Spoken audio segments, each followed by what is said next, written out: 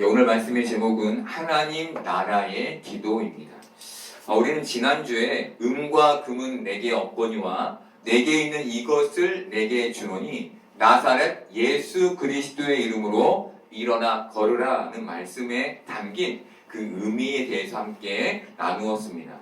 말씀에서 은과 금은 돈의 전능성을 상징했고 안진뱅이는 돈의 전능성을 신앙하는 세상을 상징했습니다. 현실에서 불완전했던 안진뱅이는 자신의 불완전함을 채우고자 자신의 불완전함을 극복하고자 은과 금을 선택했습니다. 안진뱅이가 돈을 선택한 이유는 하나였는데 현실에서 돈이 자신에게 너무나 선명한 빛이었기 때문이었습니다. 너무나 선명한 빛. 자신을 구원해 줄 수 있을 것 같은 너무나 선명한 빛. 이런 안진뱅이에게 베드로는 은과 금이 아닌 예수 그리스도의 이름을 선포했습니다. 그런데 이 선포는 그저 가벼운 선포가 아니었습니다. 이 당시 사람의 이름은 그 사람 존재, 그 사람이 실제로 이해됐습니다. 그 자체로 이해된 거죠. 베드로는 안진뱅이에게 예수님의 이름이 아닌 예수님의 존재, 예수님의 실제를 선포한 겁니다. 베드로는 세상의 은과 금이 하나님의 축복이라고 믿었던 사람입니다. 그 전에. 이것은 유별난 게 아니라 그 시대의 유대인들이 가진 일반적인 믿음이었습니다. 그 시대에는 돈을 많이 모고 건강한 게 하나님 주신 축복이었어요. 베드로는 하나님께서 그 일을 예수님을 통해 자신에게 이루어 주실 것이라고 믿었습니다. 저분을 통해 하나님이 내게 은과 금을 주시겠구나. 그래서 예수님을 쫓았던 겁니다. 그런데 베드로에게 예상하지 못한 일이 일어났습니다. 그것은 예수님께서 십자가에서 죽어버린 거예요. 그런데 사흘 후에 예수님은 죽음에서 부활하셨죠. 그리고 베드로는 그 부활하신, 죽음에서 살아나신 예수님을 만나게 됐습니다. 예수님의 부활은 베드로의 삶을 송두리째 바꿔버렸습니다. 여러분, 베드로는 은과 금을 믿었던 사람입니다. 그런데 예수님이 살아서 돌아오심으로 베드로에게는 은과 금이 아닌 새로운 믿음이 생겨났습니다. 그것은 예수님에게 담긴 하나님 나라에 대한 믿음, 하나님 나라가 갖는 그 전능성에 대한 믿음이었습니다. 돈의 전능성을 믿었던 베드로가 이제는 하나님 나라의 전능성을 믿게 된 것이죠. 이때부터 베드로는 더 이상 은과 금의 가치를 두지 않게 됐습니다. 여러분, 베드로에게 예수님은 가벼운 존재가 아니었습니다. 예수님은 자신의 인생을 송두리째 뒤집어 놓은 무거운 존재였습니다. 베드로는 안진뱅이에게 그저 자신이 아는 예수를 전한 게 아니었습니다. 베드로는 안진뱅이에게 예수의 이름이 적힌 부적 같은 걸 전한 것도 아니었습니다. 예수의 이름은 다 돼! 이렇게 전한 게 아니라는 거예요. 자신의 전 존재를 뒤집어버린 무거움이 담긴 예수 그리스도의 존재를 전한 것이었습니다. 여러분, 베드로뿐 아니라 많은 신앙의 선배들이 예수님의 이름을 무겁게 받았습니다. 이것으로 그들의 삶은 변화되었습니다. 그런데 요즘 기독교인들에게 예수 그리스도의 이름이 무겁게 받아들여지지 않는 것을 봅니다. 그저 자신을 도와줄 신 정도로, 더 나쁘게 얘기하면 자신을 도와줄 부적과 같은 존재로 여기는 것을 봅니다. 가볍게 여기는 거죠. 그래서 그렇게 가볍게 여긴 사람들은 교회도 다니고 점도 보러 다닙니다. 가벼운 것이죠. 금방 배신해도 아무런 뒤탈이 없는 정도의 그런 존재로 여기는 겁니다. 여러분, 베드로가 부활하신 예수 그리스도로 그의 삶의 목적이 바뀔 수 있었던 건 예수 그리스도의 부활의 무게가 베드로가 가졌던 은과 금에 대한 믿음을 짓이길 만큼 컸기 때문이었습니다. 비교할 수 없을 만큼 예수 그리스도라는 존재의 의미가 컸던 것이죠. 베드로는 바로 그 부활하신 예수 그리스도께 압도됐던 겁니다. 이것으로 베드로는 더 이상 세상의 은과 금을 믿지 않는 사람이 된 겁니다. 예수님을 믿는 사람이 된 겁니다. 그래서 베드로에게 세상의 은과 금은 예수 그리스도에 비하면 하찮은 것이 된 겁니다. 바울도 똑같은 고백을 했죠. 이 세상의 것, 모든 것 다 나는 배설물로 여긴다. 여러분, 이것이 예수 그리스도를 무겁게 받은 사람들의 고백인 겁니다. 나는 예수 외에는 중요한 게 없어. 나는 예수님 외에는 소중한 게 없어. 그런 고백이 바로 예수 그리스도를 무겁게 받을 때 일어나는 마음의 고백인 것이죠. 여러분, 베드로의 이런 변화 때문에 하루치 돈을 벌지 못하면 배를 골마야 하는 그 안진뱅이에게, 그 시간 돈이 절실했던 그 안진뱅이에게 내게 은과 금은 없거니와 라고 말할 수 있었던 것이죠. 여러분은 어떻습니까? 여러분에게 예수 그리스도의 이름은 얼마만큼의 무게입니까? 사람들에게 돈은 없어도 돼. 그런데 예수 그리스도는 반드시 너에게 있어야 돼. 라고 말할 수 있을 정도의 만큼의 무게를 여러분 가지고 있습니까? 안타깝지만 많은 그리스도인들이 예수 그리스도를 베드로만큼의 무게로 가지고 있지 못합니다. 않습니다. 왜일까요? 안진뱅이가 돈을 선택한 것과 같은 이유에서입니다. 자신에게도 돈이 현실에서 선명한 빛이 되기 때문이죠. 돈이 현실에서 나와 내 가족에게 어떻게 작용하는지를 너무 선명하게 보기 때문에 그 무시 못하는 거예요. 현실에서 돈의 영향력을 경험하기 때문입니다. 이렇게 돈이 이 현실에서 전능성으로 움직이는 걸 피부로 느끼기 때문인 겁니다. 여러분, 베드로는 세상에서 가장 비천한 자인 안진뱅이에게 예수 그리스도의 이름을 전했습니다. 베드로가 안진뱅이의 현실을 몰랐을까요? 아닙니다. 잘 알았을 겁니다. 베드로가 세상에서의 돈의 능력을 몰랐을까요? 아니요. 베드로는 고기를 잡아 팔던 사람입니다. 그 누구보다 돈의 가치와 능력을 잘 알았을 겁니다. 그런데 이런 그가 안진뱅이에게 예수 그리스도의 이름을 전합니다. 여러분, 우리가 안진뱅이보다 더 비천합니까? 혹시 우리 주위에 안진뱅이보다 더 비천한 사람이 있습니까? 그렇지 않다면 여러분, 예수 그리스도의 이름을 무겁게 받으셔야 하는 겁니다. 또 예수 그리스도의 이름을 무겁게 다른 사람들에게 전할 수 있어야 하는 겁니다.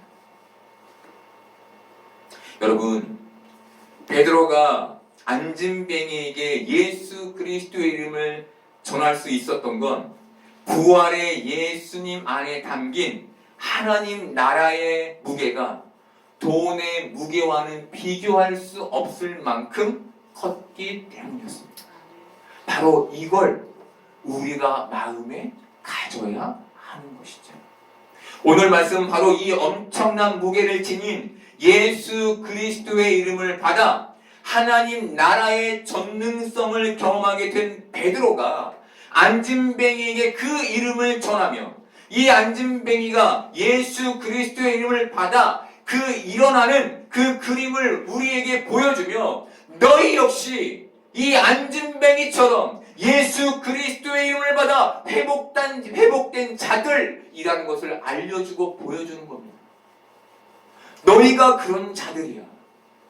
여기에 그냥 앉아있는 것이 아니라 너희 역시 예수 그리스도의 이름의 선포를 받아 여기에 있게 된 자들이야. 그러니 그 이름을 무겁게 가져 라는 말을 우리에게 해주는 것이죠.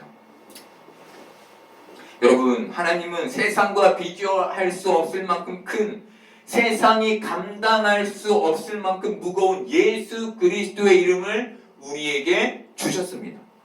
그렇게 우리를 안진뱅이에서 회복시키셔서 하나님의 성전으로 이끄셨습니다.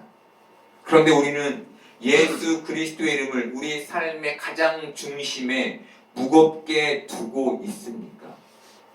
여러분, 우리는 세상의 그 어떤 것과 비교할 수 없이 무거운 예수 그리스도의 이름을 받은 자이며 그 이름으로 하나님 나라의 전능성을 경험하게 된 자들인 줄 믿습니다. 예수 그리스도의 이름은 세상의 그 어떤 것보다 무거운 하나님 나라의 전능성을 담아 우리의 구원의 이름이 되셨습니다. 그래서 우리는 예수 그리스도의 이름을 내 삶을 내가 원하는 대로 옮겨줄 부적과 같이 가벼운 이름으로 이용해서는 안 되는 겁니다.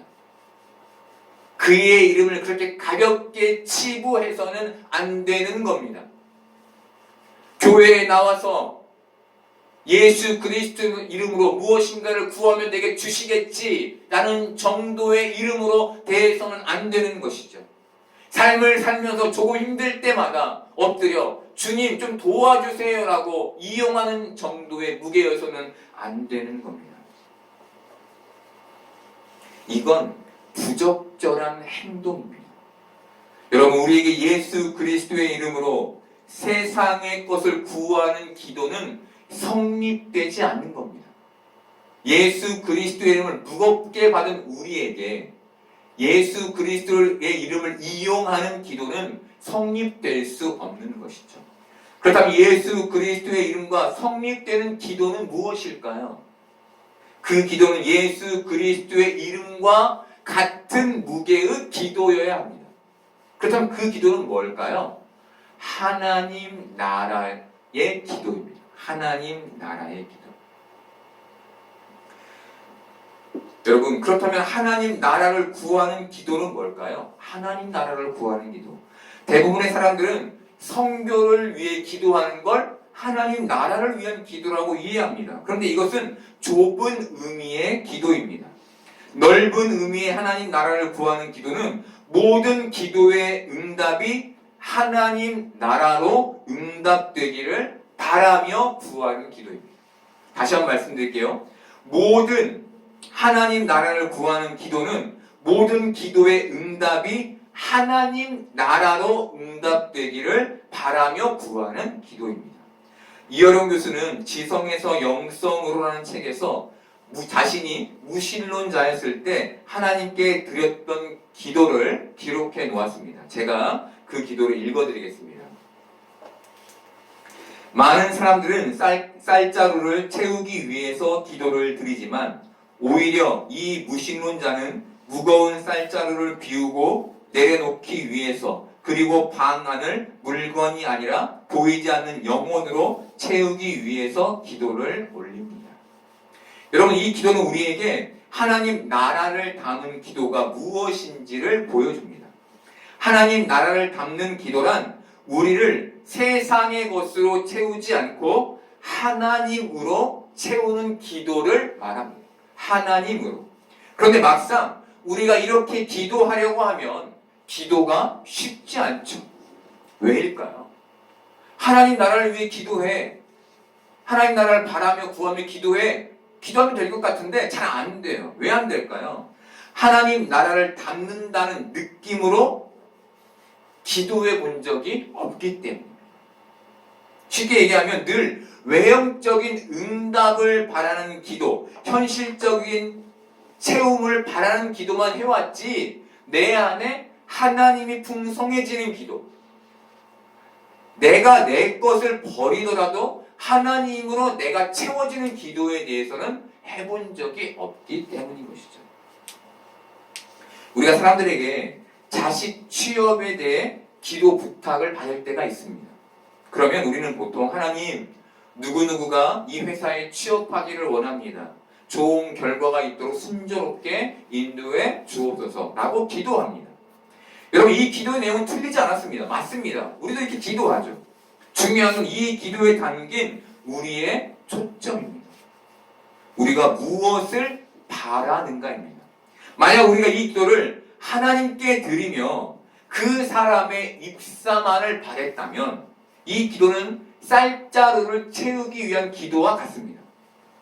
그런데 저 사람에게 하나님 나라가 채워지기를, 다시 말하면 하나님이 채워지기를 바라며 그 입사를 위해 기도했다면 이 기도는 예수 그리스도의 이름과 같은 무게의 기도가 됩니다.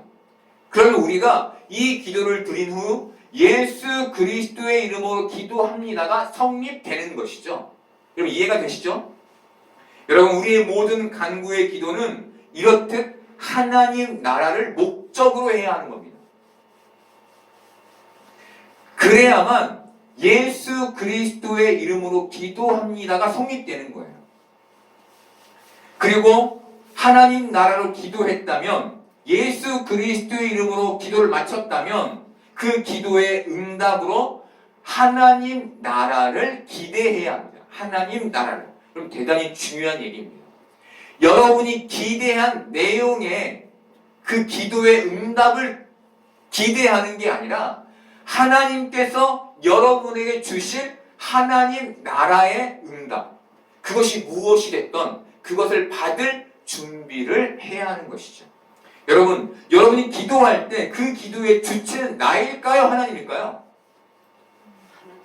예. 여러분 기도의 주체는 하나님이십니다. 왜? 내가 기도했는데, 내가 생각했는데 그 기도의 주체가 하나님이라고 말하는 걸까요? 우리의 입술에 기도를 주신 분이 하나님이시며 이 기도에 응답해 주실 분도 하나님이시기 때문입니다. 근데 여러분 궁금하죠? 그렇다면 하나님은 다 그렇게 알고 계신데 왜 우리에게 나와 누군가를 위해 기도하게 하실까? 굳이. 여러분, 왜 하나님은 우리에게 나와 누군가를 위해 기도하게 하실까요? 여기에는 단 하나의 이유만 있습니다. 여러분. 그것은 저 누군가에게, 지금 나에게 하나님 나라가 필요하기 때문입니다. 우리의 기도의 이유는 그거 하나인 거예요. 여러분, 이렇듯 기도의 주체를 하나님으로 가질 때 우리는 기도의 응답을 하나님 나라로 기대할 수 있게 되는 겁니다. 기도의 주체가 나이면 어떻게 해요, 여러분? 내가 기도의 응답을 받아야죠. 내 기도의 응답. 그래서 우리가 하는 행동이 뭡니까? 응답해 주실 때까지 붙드는 거잖아요. 계속 그 기도 반복하면서. 여러분. 근데 여러분, 하나님 나라로 기도하면 우리가 반복되는 기도를 하더라도 그것이 내 욕심, 나를 채우는 기도가 아니라 내 안에 하나님, 저 사람 안에 하나님을 채우는 기도가 된다는 겁니다. 그것이 바로 그 응답을 기다리는 것이 하나님 나라를 기대하는 기다림의 응답인 거예요. 여러분, 그렇다면 하나님 나라의 응답이란 어떤 걸까요? 우리가 하나님으로 채워질 수 있게 가장 적당한 응답으로 응답해 주시는 것. 그것이 하나님 나라의 응답입니다. 여러분, 우리가 원하는 것이 아니라 하나님을 우리에게 채워질 수 있도록 응답해 주시는 것. 그것이 우리가 기대해야 할 하나님 나라의 응답인 거예요. 우리는 설 명절이 되면 가족들과 윷놀이를 합니다.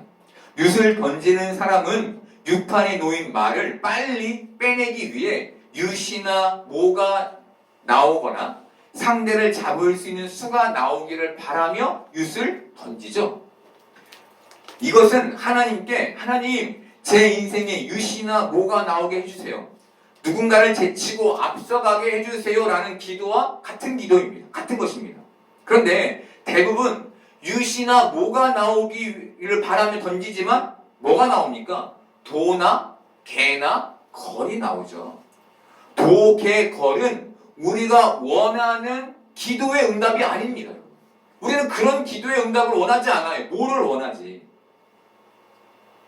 여러분, 윷을 던지면 윷은 우리가 원하는 대로 나오지 않습니다. 그래서 우리는 윷판의 말을 우리의 뜻대로 옮길 수 없어요. 오직 던져서 나오는 수만큼만 옮길 수 있습니다. 여러분, 이것은 우리의 삶도 마찬가지입니다. 우리는 우리의 뜻대로 우리의 삶을 움직일 수 없습니다. 여러분, 그렇죠? 예, 우리의 삶대로 지금까지 우리가 생각한 대로, 계획한 대로 여러분의 삶이 이끌어졌습니까? 아니죠. 아닙니다. 우리가 아무리 우리의 삶의 계획을 전략적으로 짜도 우리의 이동은 윷을 던지시는 하나님께 있는 거예요. 하나님. 다시 말해, 하나님이 뭐를 주시면 뭐로 가고 도를 주시면 도로 갈 수밖에 없는 게 우리의 인생이라는 겁니다. 이처럼 우리의 뜻대로 되지 않는 우리의 인생 속에서 우리에게 필요한 건 무엇일까요? 여러분, 우리의 뜻대로 우리의 인생이 움직이지 않아요. 우리에게 필요한 건 뭘까요? 하나님의 선하심에 대한 믿음인 거예요.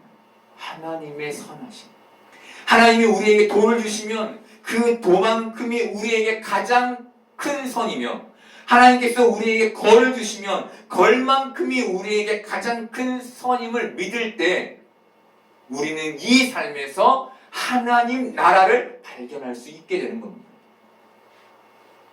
오늘 말씀에 빗대면 하나님이 우리에게 도를 주시면 도만큼이 우리가 찾아야 할 하나님 나라이며, 뭐를 주시면 뭐만큼이 우리가 찾아야 할, 누려야 할 하나님 나라인 것이죠. 그 걸음이 도만큼이어서 우리의 기대에 미치지 못할지라도, 때로 개만큼 움직였는데 그것이 상대에게 잡혀서 실패로 여겨질지라도 그 안에는 하나님 나라로의 선하신 하나님의 인도, 바로 하나님으로의 채움이라는 하나님의 은혜가 담겨 있는 겁니다. 여러분, 바로 그 중심에 어떤 이름이 있는 겁니까? 예수 그리스도의 이름이 있는 거예요. 이 지점에 예수 그리스도를 믿는 믿음, 그 이름에 담긴 하나님 나라에 대한 믿음이 있어야 하는 겁니다. 우리에게. 그 무게로 예수님을 받아야 하는 거예요. 근데 여러분, 많은 사람들이 어떻습니까? 예수 그리스도의 이름으로 기도했는데 그것이 이루어지지 않을 때 실망하고 낭망하죠. 왜? 예수 그리스도의 이름이 내게 무겁지 않은 것이죠. 예수 그리스도의 이름이 하나님 나라와 등식을 성립하지 않는 겁니다. 자꾸 나는 커지고 예수님의 이름은 작아지는 거예요. 가벼워지는 거예요. 내가 무거워지니 내 뜻대로 이루어지지 않으면 실망하는 것이죠. 여러분, 우리가 예수 그리스도의 이름으로 기도할 때 반드시 이퀄을 이루려면 우리 기도의 내용이 하나님 나라를 담아야 하는 겁니다. 반드시 그것을 기억하셔야 해요. 그리고 우리가 예수 그리스도의 이름으로 기도했을 때 우리 마음의 그 무거움으로 하나님의 응답을 기다려야 하는 겁니다. 어떻게? 하나님의 선하심을 믿으며. 그것이 이 땅을 사는 성도의 올바른 신앙의 자세인 겁니다. 여러분, 하나님은 우리 인생을 윷판 위의 말처럼 하나님의 목적에 따라 움직여 가고 계십니다. 우리가 이런 관점을 가질 때 우리는 도의 응답에 실망하지 않을 수 있습니다. 그리고 그 안에서 하나님 나라를 찾아 발견하여 누릴 수 있습니다. 그리고 우리가 이런 이해를 가질 때 우리는 복을 구하는 좁은 기도를 벗어나 더 이상 그 복을 구하는 기도에만 머물러 있지 않고 하나님 나라를 구하는 본질적인 기도로 나아가 그 하늘의 놀라운 영광을 경험하게 되는 겁니다. 여러분, 여기에 대한 소망을 가지셔야 합니다. 그저 내가 기도했던 것이 이루어지기를 바라는 그런 좁은 신앙에, 좁은 경험에 머물러 있지 않고 그 본질인 하나님 나라에 들어가 그 안에서 하나님을 누리게 되는 그 놀라운 경험을 소망해야 하는 것이죠. 그 경험의 중심에 예수 그리스도의 이름이 있는 겁니다. 여러분, 지금까지 우리는 믿음을 내가 얻고자 하는 걸 얻어내는 방법으로 이해해 왔고 또 그렇게 사용해 왔습니다. 그렇게 열심히 기도하면 하나님이 내가 원하는 걸 주시겠지라고 믿어왔습니다. 그리고 그것을 주실 때까지 기도하는 걸 믿음이라고 여겨왔습니다. 그런데 우리는 기도했음에도 불구하고 악화되는 현실을 마주하지 않았습니까? 건강의 악화, 사업의 악화, 관계의 악화를 마주하지 않았습니까? 그런 악화를 마주하며 지금의 현실을 선하신 하나님의 인도로 믿지 못하는 날들이 많지 않았습니까? 아니, 그것은 선하신 하나님의 인도가 아니고 나에게 좋은 일이 생기는 것만을 선하신 하나님의 인도라며 고백하지 않았습니까? 여러분, 우리가 악화되는 현실을 마주하면서도 하나님 나라를 찾을 수 없었던 건 예수 그리스도의 이름이 우리에게 무겁지 않게 됐기 때문입니다. 더 이상 그분의 이름이 무겁지 않으니 하나님 나라를 찾을 수 없었던 것이죠. 여러분 예수 그리스도의 이름의 무게로 하나님 나라를 담아 여러분과 여러분의 가정과 이웃을 위해 기도할 때 그곳에 하나님 나라가 이루어지게 될 겁니다. 그곳에 하나님의 역사와 하나님의 체험이 일어나게 될 겁니다. 그러니 여러분, 예수님을 다시 무겁게 받아 하나님 나라를 담아 기도하는 여러분 되기를 바랍니다. 그리고 그 모든 기도의 응답에서 하나님의 응답, 하나님 나라의 응답을 기대하는 여러분 되기를 바랍니다. 그렇게 여러분의 기도로 모두가 하나님 나라를 회복하게 되고 경험하게 되는 그 놀라운 하나님 나라의 응답을 누리게 되기를 소망합니다.